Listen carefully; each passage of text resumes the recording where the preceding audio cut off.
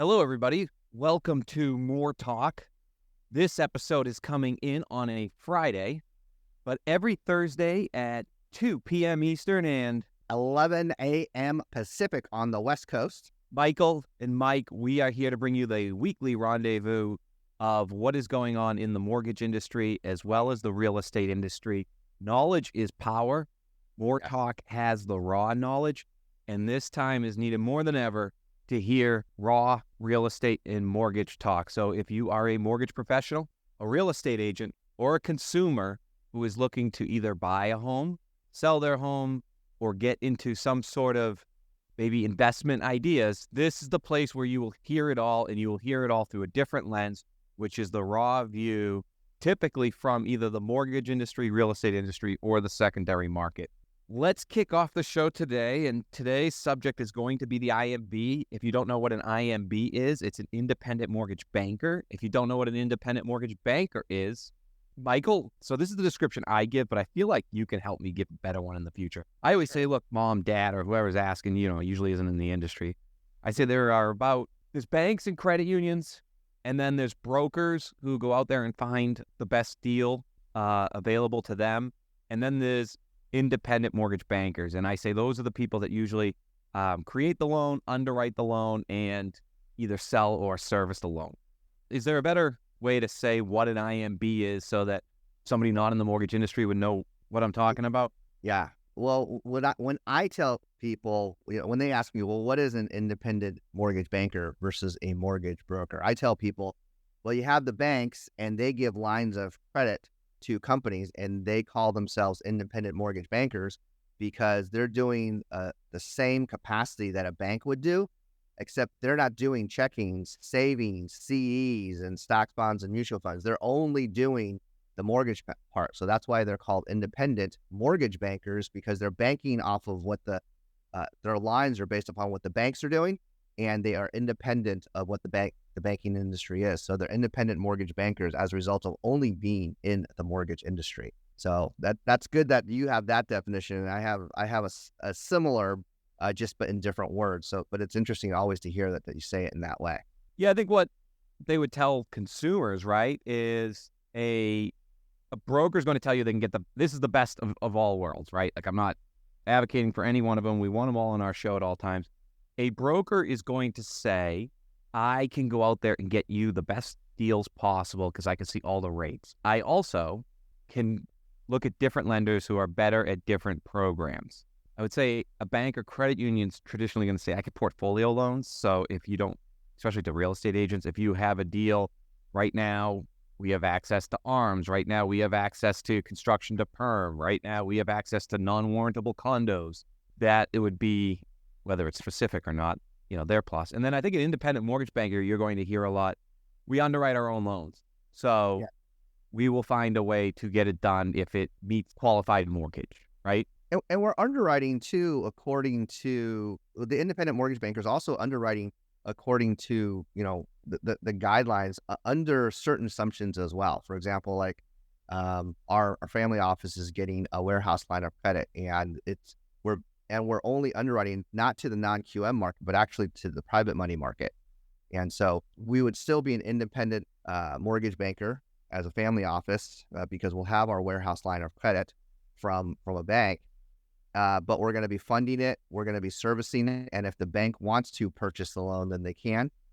But we're also going to be selling off the loans to other investors, life insurance companies, what they like call life co companies, other family offices, or independent investors as well. So there's a lot of different aspects. Whereas I'm going to call them the retail. So that's going to be your small business owner that's basically doing residential mortgage loans, and that's the space that most people are familiar with at the IMB when they go to these conferences. However, there are other aspects as an IMB that you can have that is not just residential mortgages. For example, like next week, the Mortgage Bankers Association is having their conference in San Diego for their multifamily conference, and I'll be there meeting and greeting and talking to the mortgage bankers because we're establishing our own line for private money lending, and so for multifamily lending and commercial lending. And so for that purpose, there's a lot of different facets to the independent mortgage banker that are not just residential mortgages. Although at these conferences, Michael, I think you mostly meet with residential, but there are other aspects to it as well. Yeah, at these conferences, just to give an idea, you're typically meeting with C-suite and people that service the C-suite, and not the actual people that are not the people that are on the streets. So we're almost giving you what the people that you run into, if you're a consumer, what their bosses are talking about, what their industry experts are talking about, and really what the economists are talking about as well. Now at the IMB, at all these conferences, I feel like they have a good mix. So the reaction is usually, for me, what is the vibe? What was missing? I think and I asked a couple guests, to stop by today to give the positive outlook. I try to give more of a realist outlook, but I don't want to be known as I'm just trying to do it so that the industry can be better. I think that honestly, it's so easy to say the mood was great, everybody's optimistic. You don't need me to know that. But I will say that has been the case in all of them. So if I don't get into that, it's just, to me, that's an easy assessment of it. And that's not challenging. When I'm talking to the audience, I'm trying to talk to how we can challenge as an industry. That's really what this show's about, right? To be better servants of customers as an industry and not be subjected to disruption by the portal wars, Amazons, or just we have an advantage, the people at the IMBs, to work together and move forward. If we do we spread out the money too much, we're just going to give ideas to the fintechs, but not get far enough ahead to build that moat.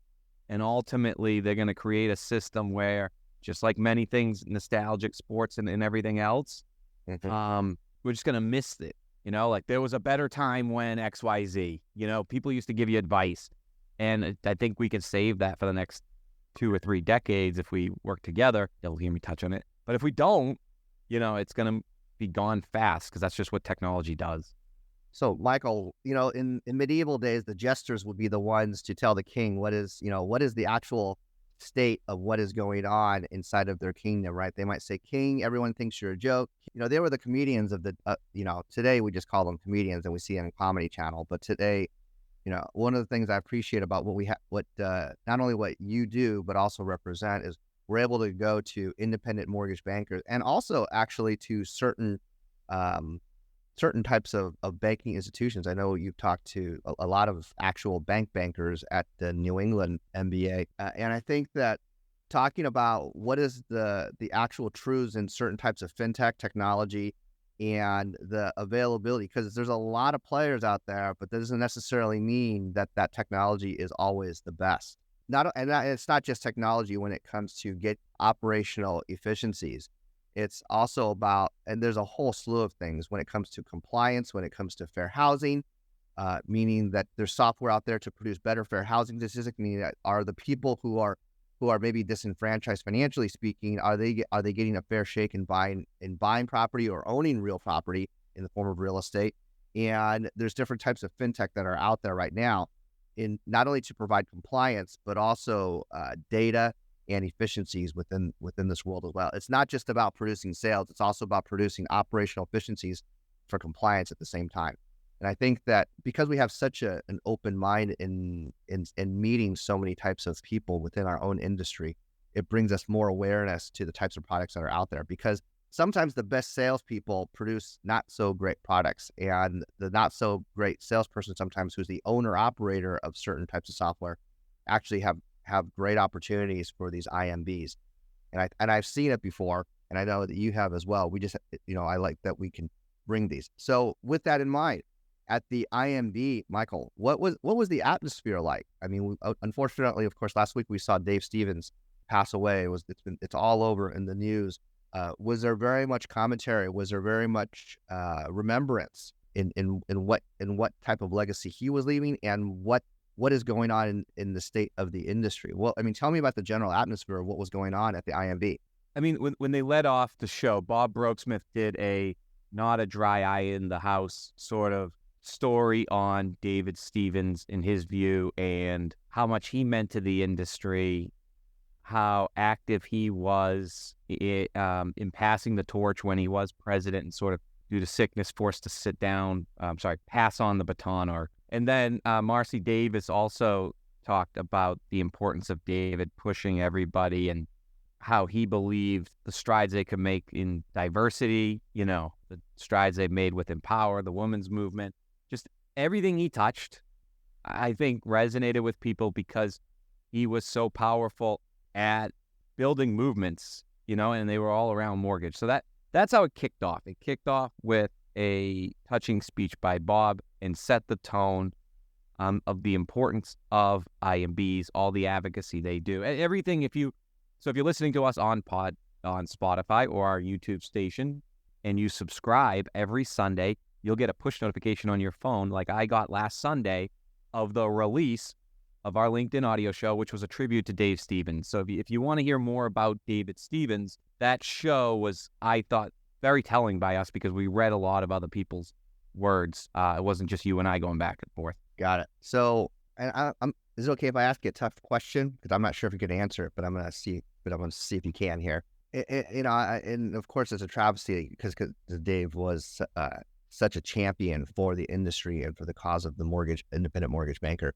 After Bob gave his speech, was there any type, and I don't know if it was appropriate to do that, but was there a type of call to action at all to our trade, to the attendees that were there to say, hey, Dave was a champion for the cause, and we just experienced arguably one of the worst sales years in the mortgage industry. So was there a call to action? Because, with rates coming down, hopefully inventory gets released a little bit here in this next year. What kind of calls to action now were there, or if any, to create a better equal housing environment, a better efficiency environment? Was there any types of speaking or calls of action to that type of name? Yeah, I mean, I think the first call to act, yes, but there's always the words, right? And then it's the actions that are what Dave, as we talked about on our last podcast, what Dave did so well was the action. The words are there. The problem is the leadership that's here are running 500 to 5,000 people companies, right? So it's hard for them to then be everywhere. So there's two types of leadership, of action. One is contributing to MorePack, becoming a platinum sponsor, which is 7,500 or 5,000 below that. And then after that, there are different contributions, but some of them are not too significant given the amount of money made by industry. And that MorePack money is separate from the MBA. That PAC pays for lobbying, where the MBA pays for, I guess, other types of, I don't know if lobbying is the word, but being there and constantly meeting with different people. So I think the action would be at advocacy. How can we get together, do different? But I think that the rumblings is, yes, we have to do more. Greg Shear has become from NFM Lending because when he does like we do, he broadcasts a lot. He brings people on. We'll get into him in a minute, but when he brought on, just in case I forget it, like Michael Frantoni, it might have been from the MBA in one of his first just normal Zoom interviews, that had 70,000 views and impressions within the mortgage industry. 70,000. It's a huge number on LinkedIn alone. Did you get a chance to at least hear? I didn't say talk because that's going to be challenging in certain respects. But did you get a chance to hear at all from Owen Lee regarding MorePack? I did not make the beginning of the MorePack meeting this year. I will go to it at advocacy. I went to it at national, but MorePack had its own event where you go, you contribute, and they speak on it. And that's a very important part of our industry. And I go quite often. I just had a meeting where I couldn't get over there right at the beginning. But I'm sure he spoke there, and I'm sure it was a powerful speak. And I think they know, I think it's going to be, if I was addressing it, it would be leaders of tomorrow. You know who you are. There are less of us. That means we have to do more. And that means in many facets. And if we can't do it ourselves, we have to do well in what got us here, which is show how to delegate this then. I mentioned that only because especially with all the drama that NAR is going through in their own membership, what Owen has actually done real well is as far as in MorePack is he's he's actually put a call to action not only to the members of the MBA, but also at his own company at Success Mortgage Partners. And I think, and the reason I'm mentioning that is when I say call to action, not just call to action from Bob and then from Owen, but really just is there any type of cause if you have an IMB and you're the only member and your originators, licensed NMLS originators, are not members of the MBA, and the first question is, well, why do I need to join the MBA, right? Well, number one, it's a little bit more expensive to join the MBA than to be a realtor to join NAR. And my question is, if you're an originator and there really isn't any reason to join the MBA as an originator, well, what if that fee was reduced if you're only an originator and not C-suite and not support staff, so that we can get not only more activity at the C-suite level, but also by the originators say, hey, you know what? I want to participate in my own industry, generate more interest for volunteer work for the cause, not just to produce originations and sales, but also do something for our industry, whether it's in fair housing, whether it's in better servicing, whether it's in producing better ancillary products so they can have better sales. And I think I can speak on this. Yeah, very close to this. It's be on the board of the Massachusetts Mortgage Bankers Association. Sure. And if I was an originator or a real estate agent, I would say, or let's say an originator in this world, one, you could join Mortgage Action Alliance, the MAA, which just it's joining. It's one thing. You want to do something like we talk about. They send out, and I got to get better at this, so I'll be the first to admit it, but they send out alerts, and within 2 clicks, it automatically sends a template to your politician, right? Your legislature. And that really is a numbers game. So if you have enough in their region, they will listen. Doesn't matter that it's already templated. Like, that doesn't matter at all. It's a volume game. 2, if you want to be more involved, or you want to get recognized more for your involvement, or you want to be a leader, contagious, whatever, passion that is, I would come in through the state level, and you'll ultimately end up at the national level. But to go into national right away without going through state, it's a lower cost. It tests. You're more appreciated because there's less, people volunteering their time. So overall, that is where you would enter the market. Is at that state level. I can see where you're coming with that. However, why not join? And I'm not trying to play devil's advocate on purpose here, Michael. I'm actually looking to educate myself in the line of questioning I'm asking you. Why not join the national so that we can get better? So the MBA can actually be a larger political action committee, a larger political action group. Again, I'm not asking to counter what you're saying. I'm asking actually out of a question. Why can't we have better representation because we had more members in the MBA, and there was more money because there was more members. Would we be a more powerful group? I actually don't know the answer to that question, Michael. I'm just trying to find out. I think on great years, the MBA, it's less about MorePack and the MBA are different pieces, right? So a business can pay and write off any MBA contribution would be my guess. MorePack, you might be able to write it off, but you can't donate more than X amount, to any political group or person, right? So it's limited and a business can't write a check to MorePack, so it's got to come from a personal account. And so that's why that piece is a lot more limited and needs more resources. The MBA as a whole, ultimately, I think is very healthy and in a good direction. I think it's always MorePack that needs more people. But I think the state is where your contribution can be so felt in the beginning and get you the momentum you need to feel like it's felt at the national level, because people need time and they need help, and it's hard to do that, I think, at the national level unless you just became a full-time advocate. But at that point, you wouldn't be at the same conferences I'm talking about. So I would say state level. As a loan officer, it's free to join the MAA, Mortgage Action Alliance, so join, but also send in those, when they alert you to send them in and then acknowledge it and tell your peers. And okay, here's another example. Doesn't take much work there to stand out, because all of us are not doing it as much as we should be when we join the MAA. At least at scale. So like if somebody from local ABC Mortgage here with 50 loan officers, if they just had one leader that did it and had 49 others do it, 2,000 loan officer shops aren't even getting that done. So you could immediately jump up to the top of probably the best way you can contribute anyway and become this standout leader of going around and helping other mortgage companies figure out how to do that as well with their people, that's going to be where you get your most power to answer that question. So with that said, as a transition, we're almost halfway through the hour. So if you're listening on Spotify or you are listening on YouTube, not only will the subscribe let you know when this episode comes out, so you don't always have to tune in for the live LinkedIn audio, but also you are on the ground level with us. Please give it a like, a subscribe, and a comment. We will read the comments on the show, and we will be appreciative, and you'll be on the ground level of us growing. So that's how you can help us best. This show is sponsored by Silverwork Solutions, which is the only persona-based bot in the mortgage industry, and will be out at the Encompass ICE conference. So if you would like to set up a meeting or talk about that, please reach out to us, Michael or I. Also, Velix Valuations. They are not an AMC, just to be clear about that.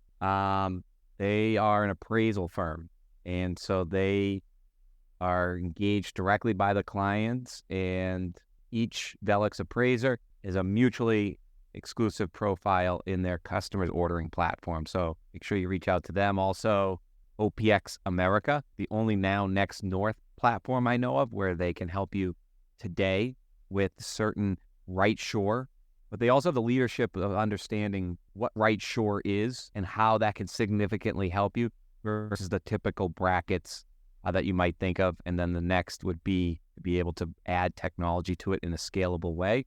And the north would be some partnerships through SAP and other providers to really have a platform of the future. And Michael will tell you about our family office sponsorship and another reason to reach out to us to help our show grow. But also, if you have referrals or want to be part of the network, we are open to any conversation. Absolutely. So, of course, I'm here with the ARC Family Office, where we're a family office funding bridge loans, mortgage notes, buying, purchasing mortgage notes as well. My responsibility is to ladder out their funds on the mortgage market for them. So we're making purchases, and every once in a while we actually get to originate a mortgage loan as well. But these are larger.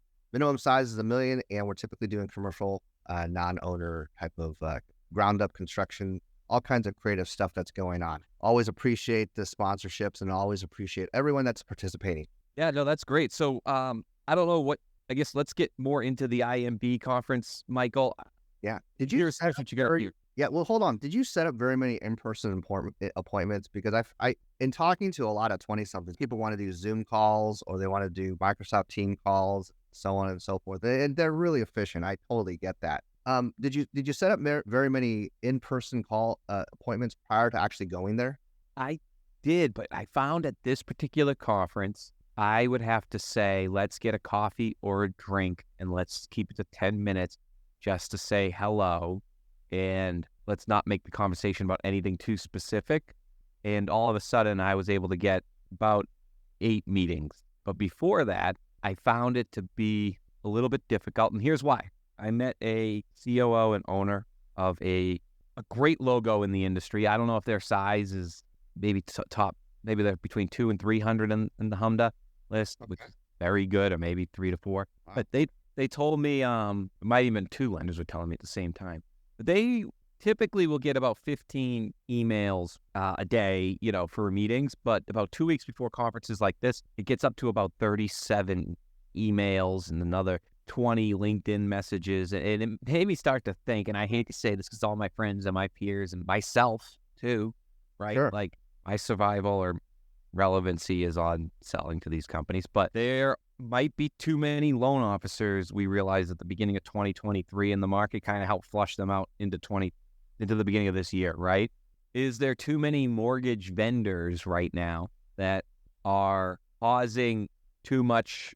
There's just too much abundance of us all trying to get meetings and distracting where maybe the best dollar should go, the best time should go. And when that pulls back, only the best will be able to meet with best and offer better advice. And look, it's not just the friends that I'm around. They tell me it's also the call centers, that help schedule appointments for these larger, big for, publicly traded companies that sell into mortgage. So it's not just, they're getting called every single which way and emailed and automated, and it's just difficult to do that and still attend some of the actual conference, which obviously the MBA wants. If you have speakers, you don't want 5 people in the audience. So my point is the system broke a little bit everywhere without the volume coming back? It probably doesn't just affect loan officers. It probably affects people like myself. When we were at the compliance conference a few years ago, it was mostly vendors back then. Not just showing what they're doing, but also the vendors just showing up and not too many IMBs there. At this trade show at the IMB, how many were? I mean, just ballparking it without looking at any numbers. Did you find there were more vendors or more mortgage bankers looking to either commiserate similar to the last year's national, or with just an even mix so that everyone could generate either more business or more efficiency depending upon whether the IMB or the vendor? I mean, I'll set the scene. And then I'll answer the question. It was a great conference scene, I thought, because the first floor was the Sheraton, right? So the first floor is in the middle of New Orleans where people go. It is a center bar kind of down, almost like stadium, like 4 steps down in a bowl with a lot of tables around. So there were chances to get a table if you needed to. Not a ton of tables, I should say, but enough considering the size of the conference. And then outside of the bowl was the walking area to the escalators up to where the conference was, which with these IMBs, just like at the state level, it's not going to be your huge conference with the conference hall. You're going to have a lot of the vendors in that hallway as you enter into the room to eat, and then there's a couple rooms off of it. A lot of those vendors are, if you're a vendor at the IMB conference, I know reason number one is you do enough business with IMBs that you need to be there, because this IMB conference is built as a spin-off with the idea, and I think if anything I learned, just IMBs are just so valuable to the ecosystem of mortgage, and without them, mortgage itself is going to face headwinds that I can't imagine where they'll be compared to if they have the IMBs, because the IMBs are the ones that have loan officers at scale, right? And they have units at scale, but they're not like banks where they have entrepreneurial people or people that have a skill set that can move that are going to maybe, like if you work with Encompass, you can become really great at Encompass. You don't just have to become great at the mortgage company you're with. So you have like a career in mortgage, even if you're not with that company. Fight at these regional banks, and not a knock, but they have either gotten there or they have some sort of compensation, or you know what it is? It's culture. They have culture where they might end up retiring there, right? And so they're only going to buy from IBM per se, right? Because no one got fired from buying from IBM. Right. So you don't have a company like Truve that was there.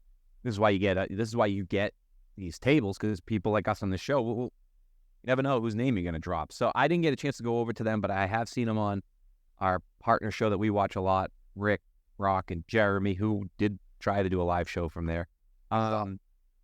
We could talk about that in a minute. So, but that's innovative solutions that you can either innovate for a company, but if you really want to do it to become, exit as a huge fintech in mortgage, you're really going to need that IMB market, because you're going to need a lot of loan officers or a lot of units, and a lot of companies taking a chance on you. So without IMBs, and then therefore these conferences need to be less about like, did you get your actual money's worth? Was it this? Was it that? Because it's not the main show.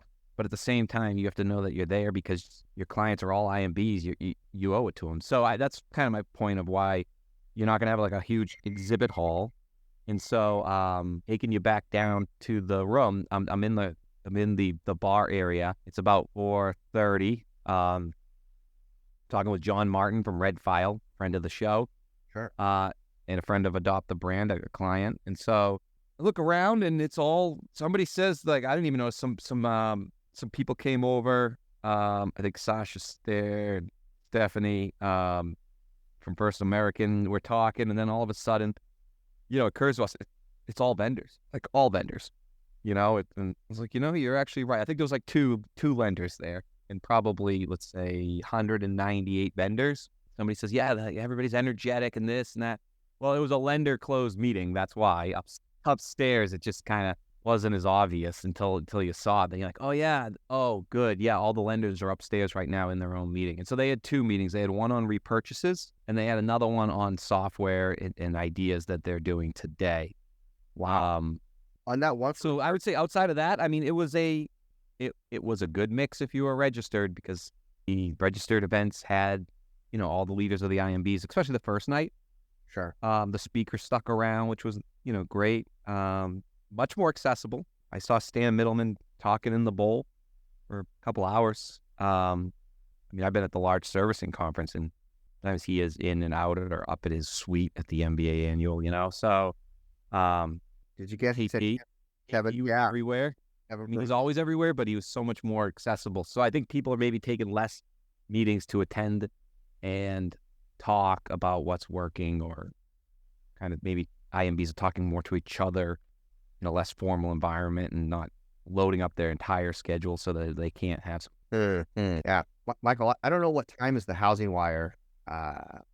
Housing Wire is coming up at 2:00 today, and that one only stuck out to me because it has 3,500 people are going to attend. That's the most in Housing Wire history by about 1,500. Actually, I don't know. Don't quote me on that number, but it's the most. And this gentleman from Lamacchia Realty, get his first name? Huh?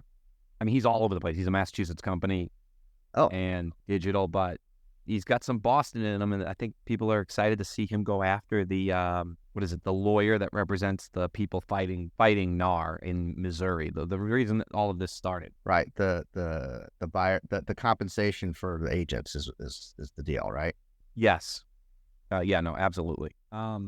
You posted about that earlier this week, about compensation and should IMBs or mortgage companies get involved more with the buyer's agents, or even be buyer's agents as an originator. I'm not sure what the context was in its generality, because when I read it, I was like, I wonder where he's going with that. So I don't know if you can expound on that. And for those of you who don't know what I'm talking about, why don't you go and follow Michael Kelleher and look on his post, I think on Wednesday.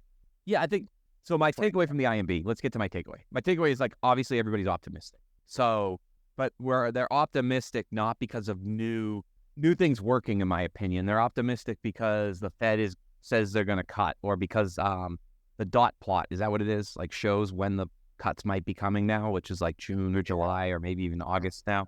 Sure. So my point is, they're not optimistic because of a new software that was coming out. When we brought easy mortgage apps to the market, one could argue having that new mobile app, having co-branded or a way to bring in referral partners, was a sales tool. Like, we never actually argue it. That's all we sold it on. We never said you can, which it ended up doing. We brought in a doctor. I talk about this. It did 15% less fallout from rate lock to close on 10 clients who had more than 100 loan officers.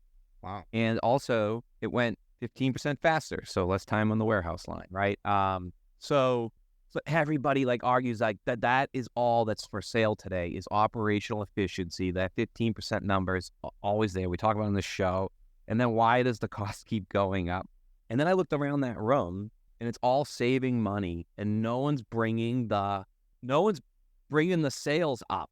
There's not one sales vendor had a booth there. There was very few vendors out there that were selling any sort of sales program, and that's what I meant by the buyer's agent, Michael. Like, you have this huge opportunity here where, and we talked about, iMergent did a great piece with the gentleman Gabe from on special purpose loans, I think the word for it, and Montel from Movement, and how they're doing it, but how you can use data to really add an extra $1.7 trillion of volume that shows there are people that are qualified, should be able to get a mortgage, but don't, and it's cultural. And so, but I didn't see much, so there's tech around. Well, iMergent has pretty much the premier on seeing that, but there's no sales vendors really selling anything, maybe how to look in your database, but not somebody said it well up on stage about something totally different, but not too many people are showing the how. A lot of people are showing the what, right? Which can be wide, I think is what the speaker said. but no one's saying like, how do we do it? And I think that would be another example, like how do we make sales? And so I thought this buyer's agent opportunity, if you're going into those markets and now the buyer agent is going to cost money up front, right? Mm-hmm. If you're already in there educating, or you're already in there building, now that things have slowed down, more people are building. Well, first they had down payment assistance, but I think what they found is some of these special purpose loans as well. Tell the community that you hear them, you understand them, you have programs for them, built for them, right? And so while you're in there telling them, and they recommended like places of worship is another great example of where there's a lot of this volume that you could go if you could get in there and speak, right? If you're already in there and you could start educating this new world, otherwise they're going to rent if it comes out to be a gig economy and they got to put $1,100 down to have somebody go show them property, right? Mm-hmm. So that just stood out as one. The other one was just I saw a lot of non-QM. So we're going to have a lot of talk about this, Michael. Maybe we'll have some people on the show, but even outside of this, I'm going to get you involved and introduce you because I know this is your world. You know it so well. But a lot of different non-QM programs out there where they're trying to get more IMBs to use them. But what I found is the IMBs don't have a strategy around helping their loan officers understand how to structure these type of deals in a way that's more valuable of their time than going out there and making 20 more calls or 20 more calls.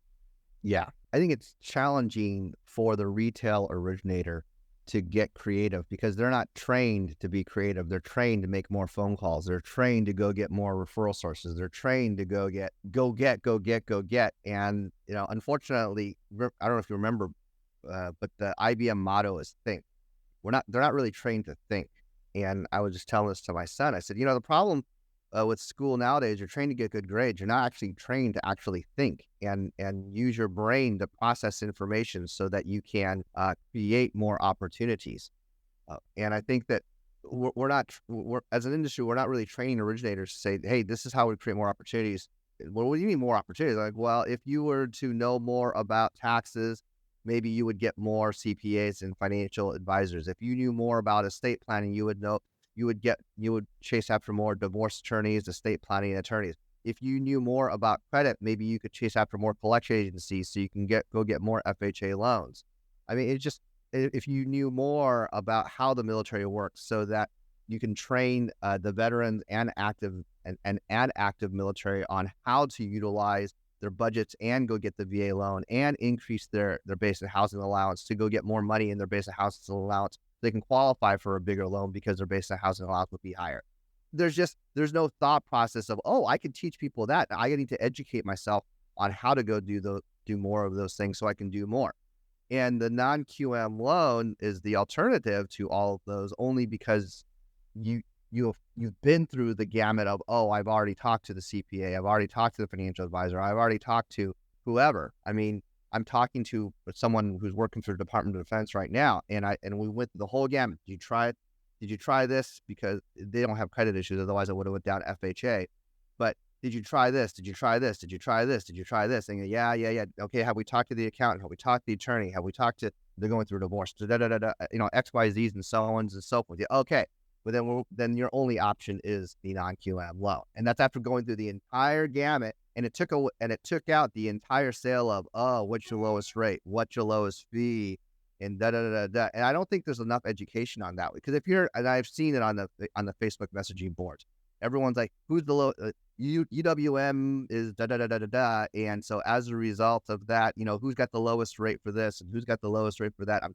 I'm getting priced out by a realtor who referred them to their in-house lender, who says that because of XYZ reasons, they're getting a better price, when the reality is that it may not be a better price. They may just have a lower compensation, so it becomes a lower price. And that's all part of the deal. But if the originator or the realtor or the combination of the two were to be able to provide more value, then not only would they be able to generate more business, they would be able to generate more referrals. It's like there's this lack of education just isn't on product for the purpose of that one deal. It's also on the willingness to go get more business. I don't think there's enough emphasis, on the fiscal education side. Dave Savage has done a really good job over at Mortgage Coach to say, hey, you need more fiscal education.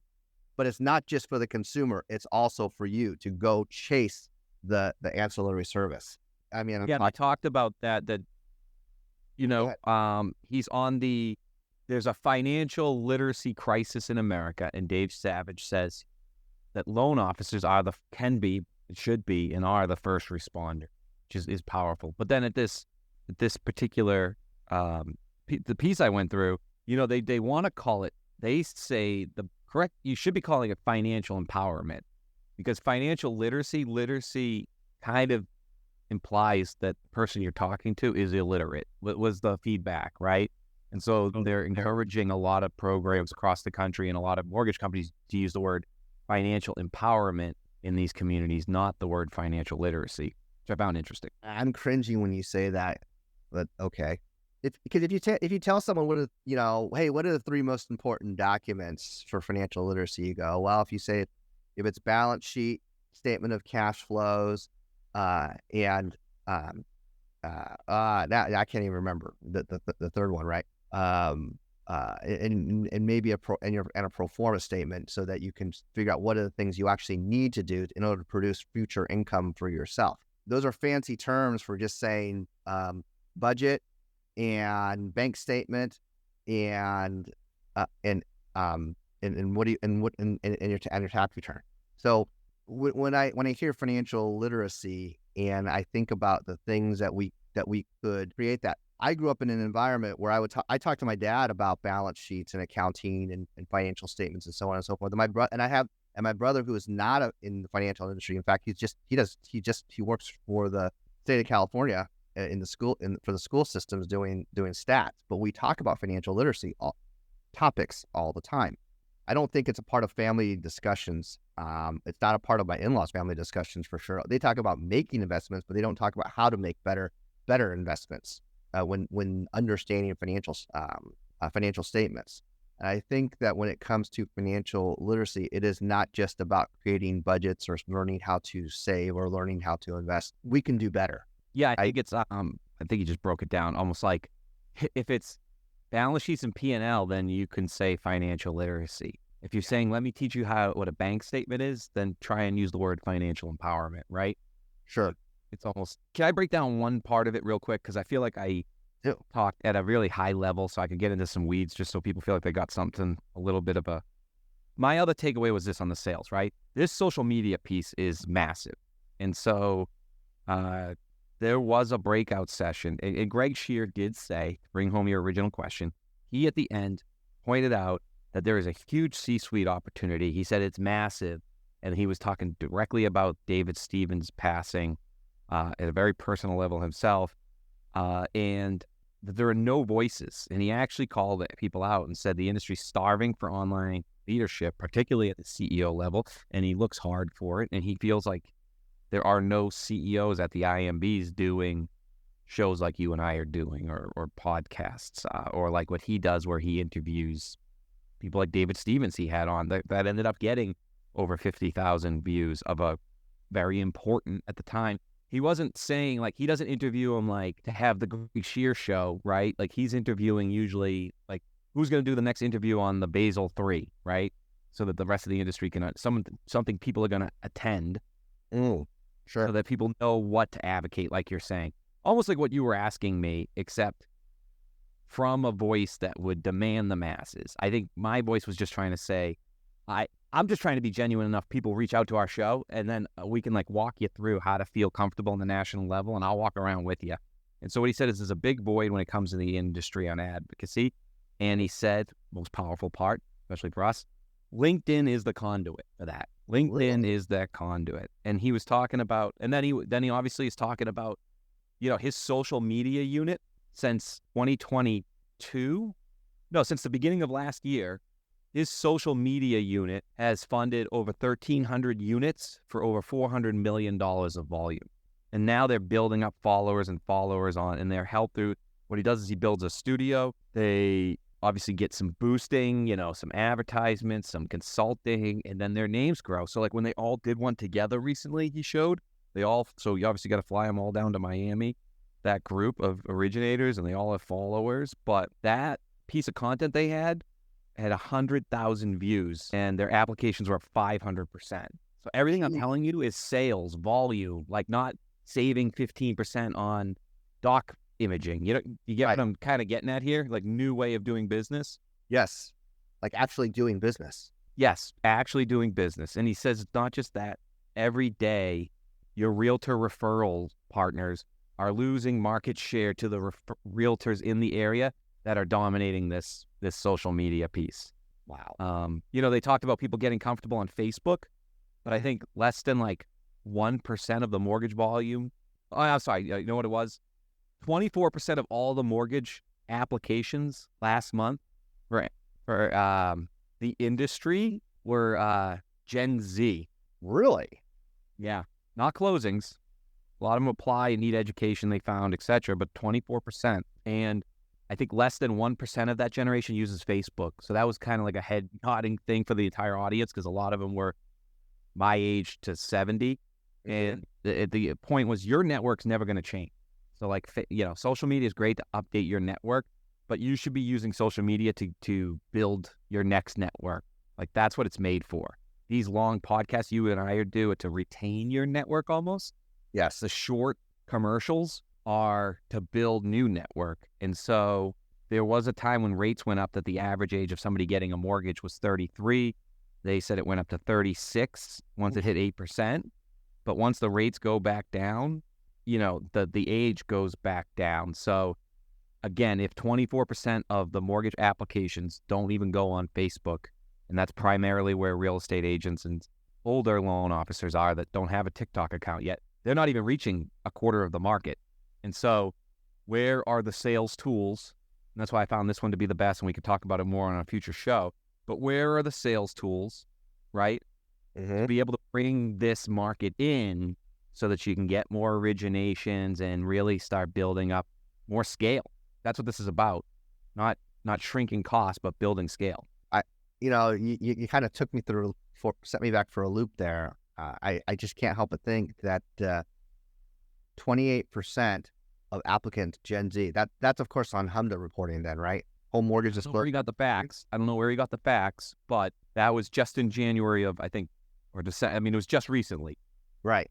And I'm thinking that as interest rates come down and those who earn less than $100,000 of gross W-2 income, and I'm talking about in the Midwest, because on the coast it's just too expensive. Median averages are almost $1 million.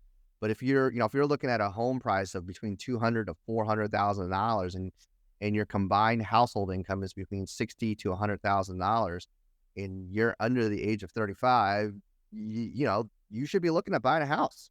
You should, because over the life of, because it's not right. It might be cheaper to rent today, but over the life of the next 30 years of your life, if you're 30 years old and you want to own a house at 60 years old, it's going to be cheaper to have a small mortgage than a large mortgage, assuming that you only refinance to lower the payment or to reduce the amount of term on the mortgage itself, if that's your goal. And I think, and of course, that's another fiscal literacy or financial literacy question or education question that needs to go as well. Like that should be the topic of our next show then. Like really, how do you send that message of financial literacy to, like he was saying, what were they saying right here?